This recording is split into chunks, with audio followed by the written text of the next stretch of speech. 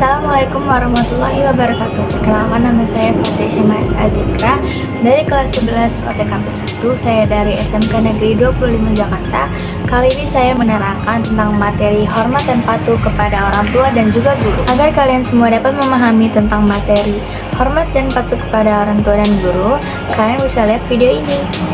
Pada tampilan PowerPoint pertama ini ada pengertian hormat dan patuh kepada orang tua. Di dalam ajaran Islam, berbakti pada orang tua disebut juga dengan birrul walidain.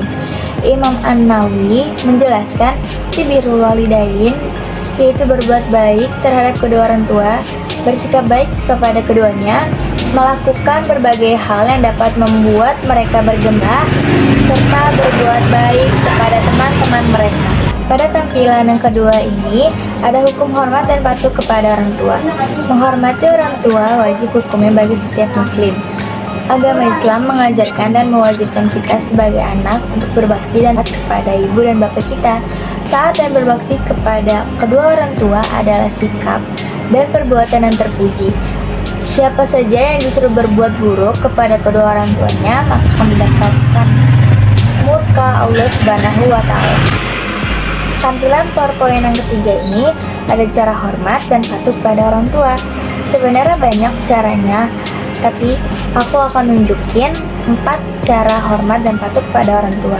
Yang pertama ada tidak berbicara dengan nada yang tinggi ketika sedang berbicara. Yang kedua ada tidak membantah perkataan orang tua. Yang ketiga meminta maaf ketika melakukan kesalahan.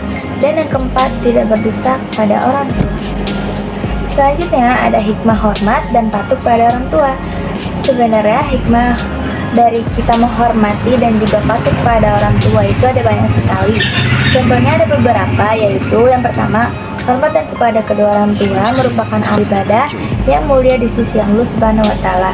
Yang kedua ada berbakti kepada kedua orang tua akan diluaskan rezeki dan dipanjangkan umur. Yang ketiga, berbakti kepada kedua orang tua dapat menjadikan kita dimasukkan ke jannah surga oleh Allah Subhanahu wa Ta'ala. Yang keempat, ada berbakti dan menghormati orang tua dapat melebur dosa-dosa besar. Dan yang kelima, berbakti kepada kedua orang tua merupakan bagian dari jihad fisabilillah, yaitu berjuang di jalan Allah Subhanahu wa Ta'ala. Pada tampilan selanjutnya, ada dalil tentang hormat dan patuh kepada orang tua. Sebenarnya dalil tentang ini ada banyak, tetapi saya mengambil surat Luqman ayat 14 yang berbunyi Bismillahirrahmanirrahim.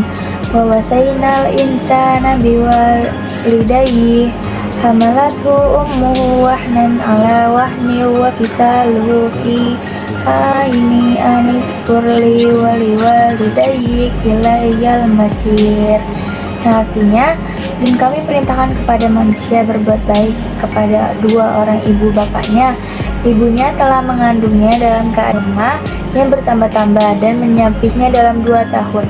Bersyukurlah kepadaku dan kepada kedua orang tuamu, hanya kepadakulah kembalimu. Setelah kita membahas tentang hormat dan patuh kepada orang tua, selanjutnya kita menjelaskan tentang hormat dan patuh kepada guru.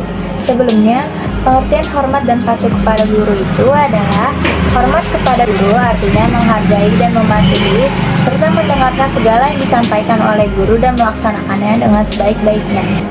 Lalu pada tampilan selanjutnya yaitu ada hukum hormat dan patuh kepada guru.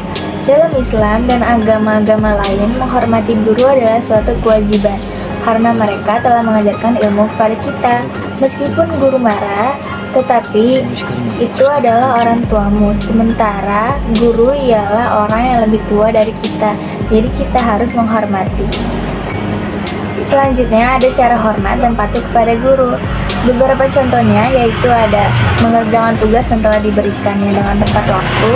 Yang kedua ada menghormati hak guru. Yang ketiga ada memperhatikan guru sedang mengajar.